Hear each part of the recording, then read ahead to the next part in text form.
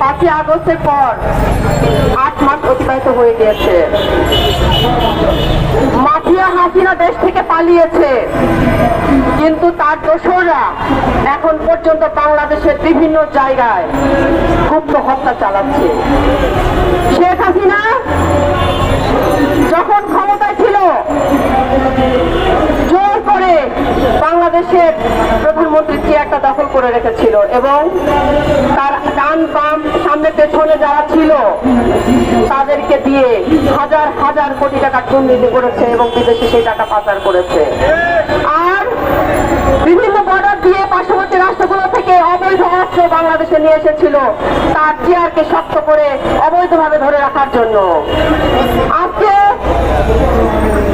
mafia Hasina পালিয়েছে, কিন্তু তার দোসররা কিন্তু এখনো রয়ে গিয়েছে এবং তাদের হাতে এই অবৈধ অস্ত্র মহড়া এখন পর্যন্ত